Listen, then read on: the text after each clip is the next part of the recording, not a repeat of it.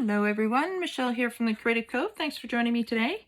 I'm back in the trailer and I have a little bit of a different setup this time. I'm out in the kitchen. There was some rearranging in the bedroom where I was filming before, so I'm out on the kitchen and I've attached the camera stand to the table, my iPhone stand to the table, so I really hope it doesn't wiggle too much during this video until I can find another solution. This is unfortunately the way I'm going to have to do it.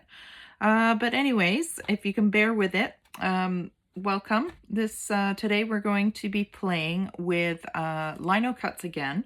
So I've done an instructional video on how to paint daffodils with watercolor in a really, really loose approach.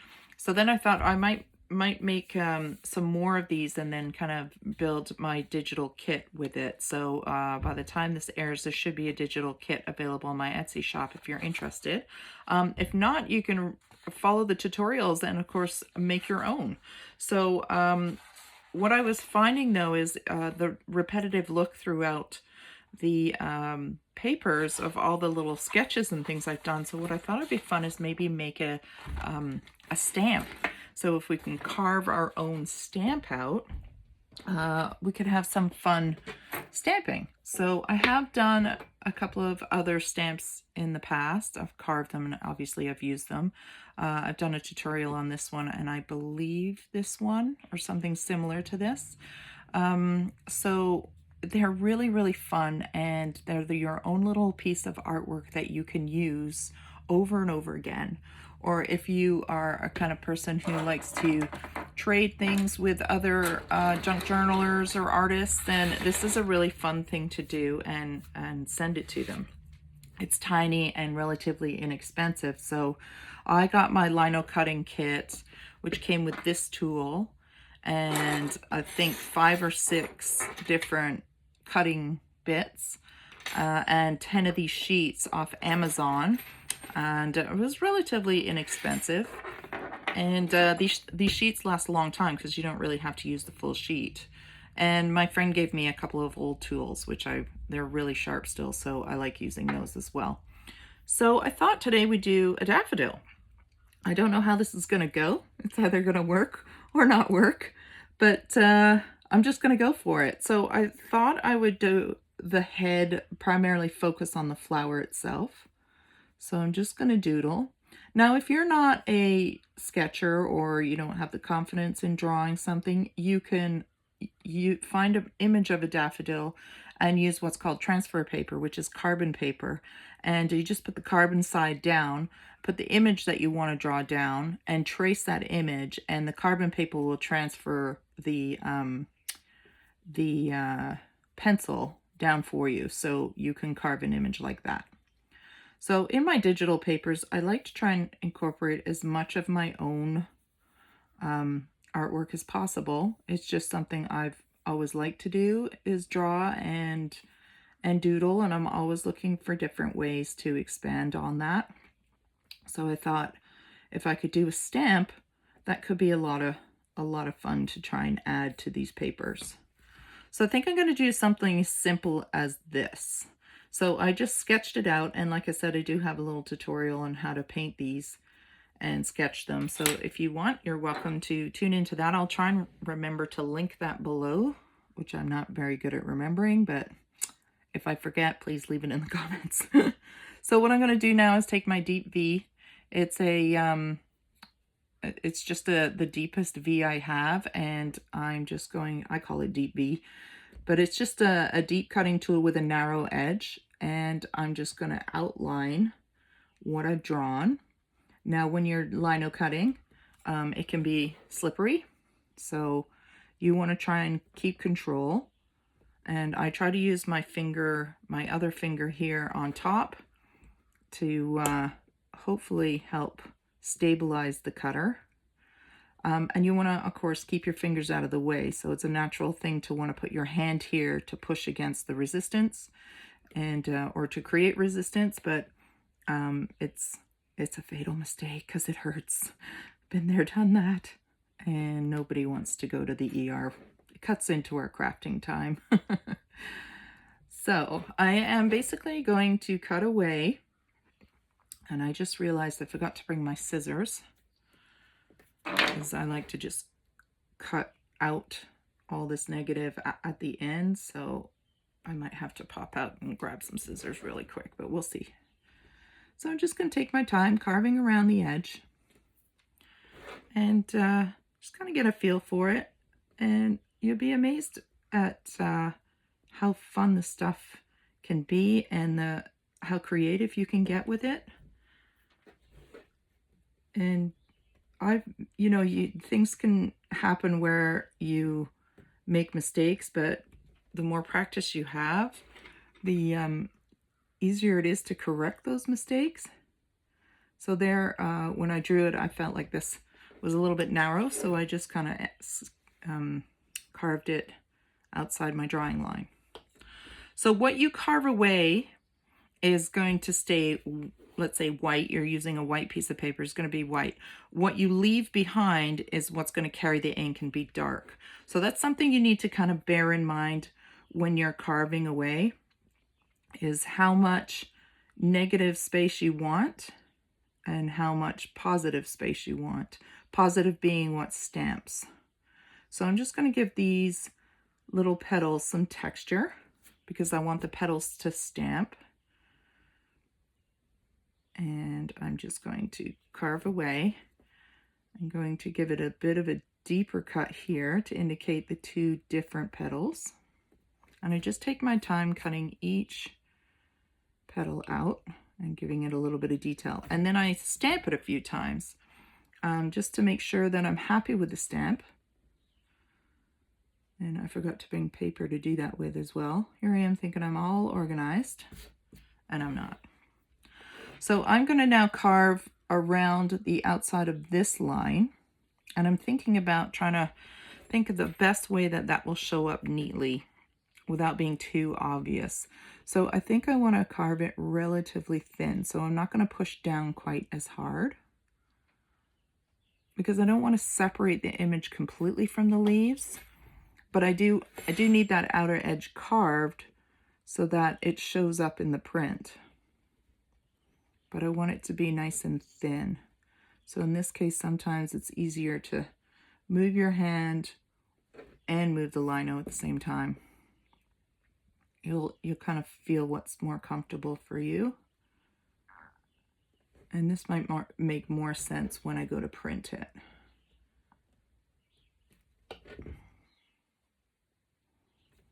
Go this way because there's no resistance on that edge. All right, cut. There we go. Okay. So I'm going to carve a real thin line here as well.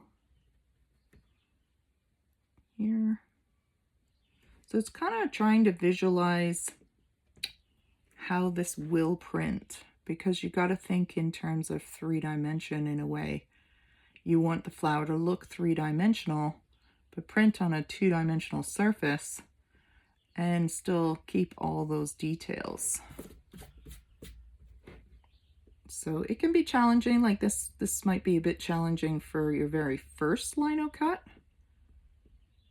This is probably my 7th or 8th lino cut that I've been playing with. And I'm still learning as I go. But I have fun with it. Like I said, these lino sheets are relatively inexpensive. You get, I'm only using half. So you can get quite a few prints out of these, stamps out of these. So it makes you not stress quite so much because you think, okay, if I screw it up, it's not a big deal. I still have a couple of pieces left, and it takes the pressure off when as opposed to using something really expensive and you don't want to waste it. So I'm just going to put some detail in here.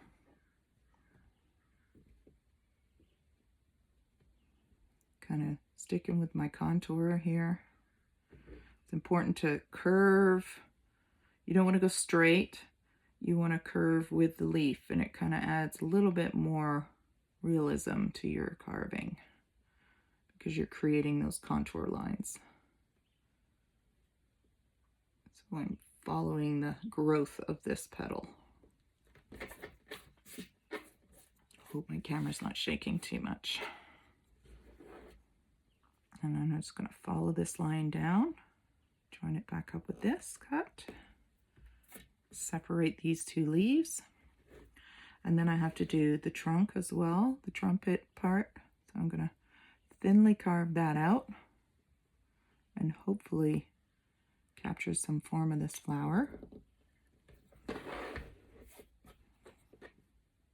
So I'm constantly moving the lino and keeping my fingers out the way.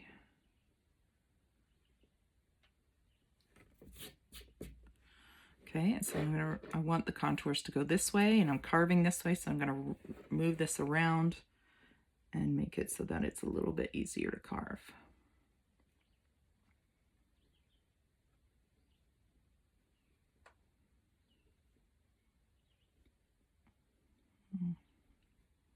And a lot of it is practice with pressure. I'm still practicing a lot. You know, I'm still learning how much pressure to add to stabilize my cuttings. Can be quite challenging. I'm going to just give a little bit of texture on this piece here so it doesn't print just solid black. A little bit of a line across here. So give this one a little bit, this petal way in the background, just a little bit of texture so that it prints. So what I want to do now is actually print it. And I've got to go and get some paper, sorry.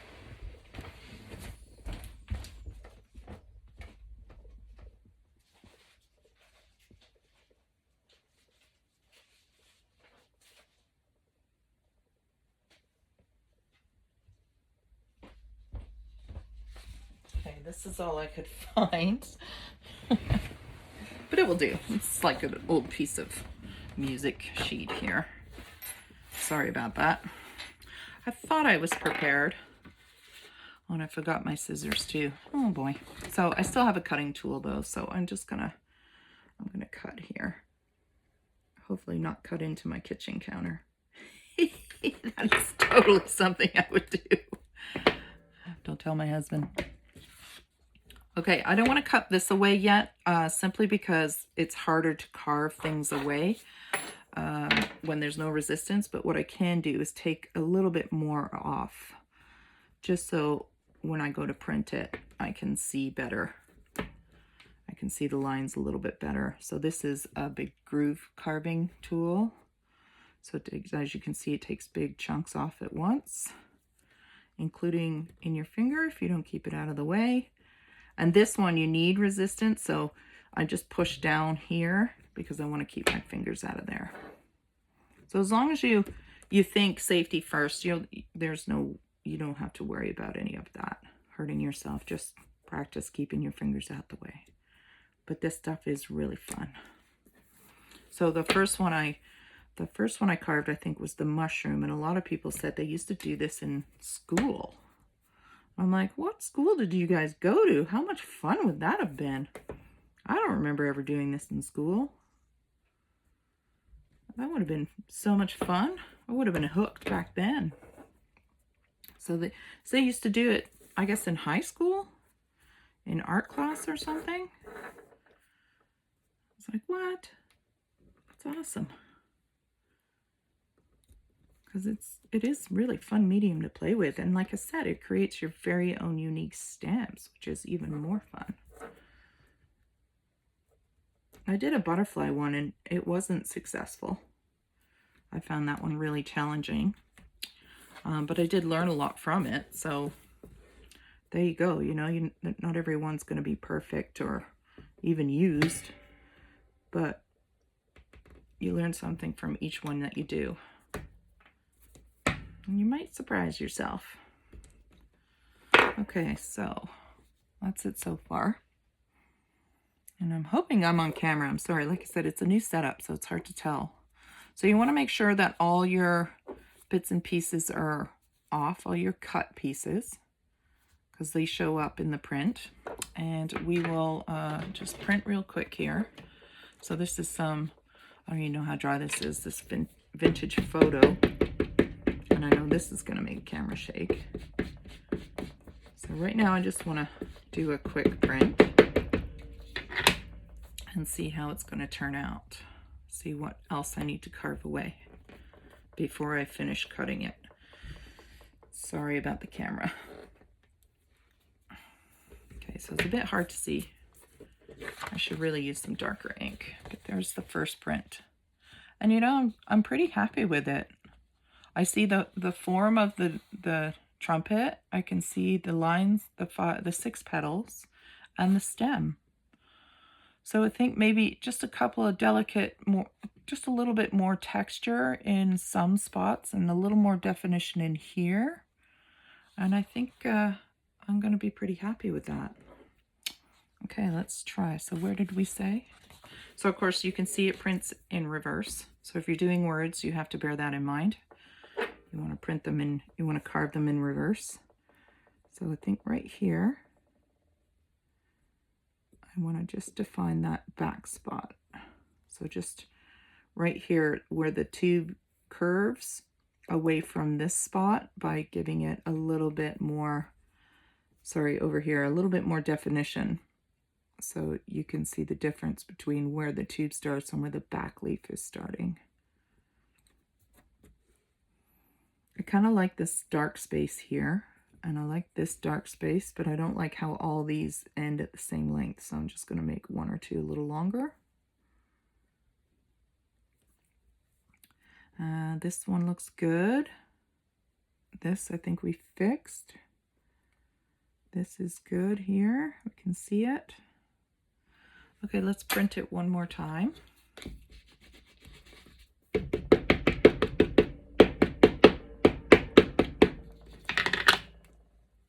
And push maybe in a cleaner spot right here. Sorry about the shadow too. The shadow is actually from the phone.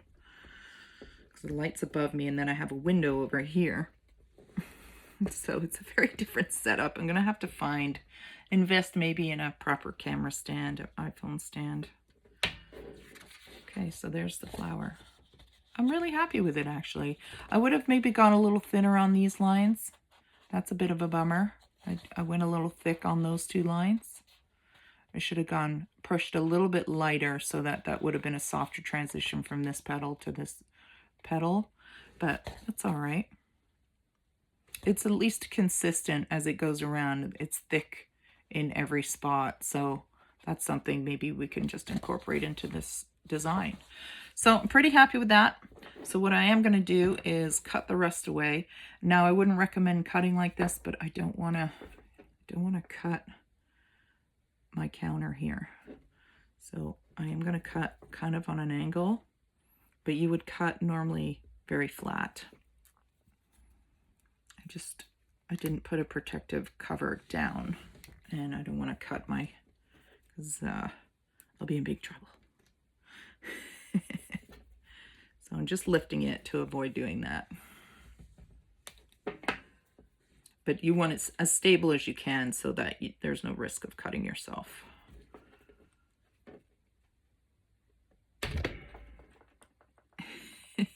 Don't do what I do. Just do it. Don't do what I do, or try and do what I say. I can't remember that saying. I used to say it to my kids all the time when they catch me doing something I told them not to do.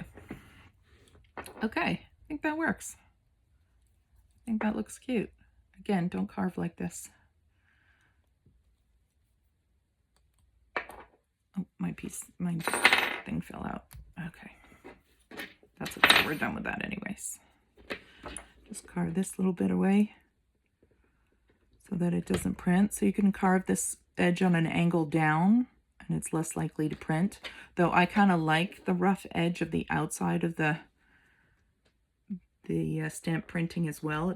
I kind of find that more handmade or more rustic looking, which I like, but if you don't want it to show up, then just carve it away.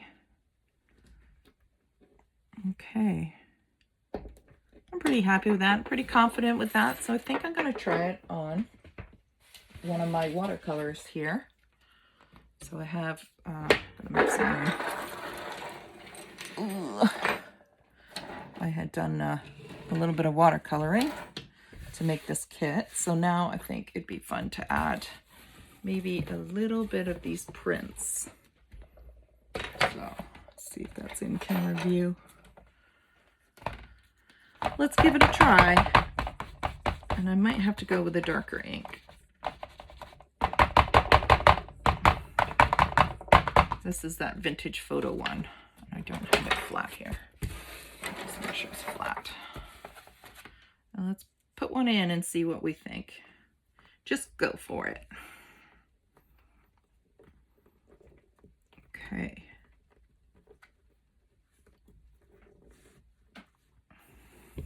Ta-da! That's kind of cute. And now it's added another element to digital papers that I'm making. So I'm really quite pleased. It was a little bit easier to carve than I thought it was going to be honest with you. I wasn't expecting the daffodil to come out quite so well because of all the intricate details, but it actually came out quite nice. So there we go.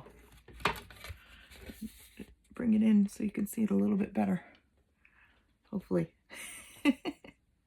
So there we go. If you like that idea, grab some lino and have some fun. And again, if you're not into the drawing part, use the transfer paper. It will take the stress off of drawing for you. So you can use the transfer paper to do the drawing for you. You just trace your image that you want to use, and then you go have some fun carving. Yeah, I'm really pleased with that. So there we go. That is today's tutorial. I hope you enjoyed it. I'll try and remember to link the other videos of the carvings with lino cuts that I have. And if you like it, subscribe, hit the like button, do all that stuff. And I really appreciate you stopping by the Creative Cove. So thanks for coming, everyone. Have a great day.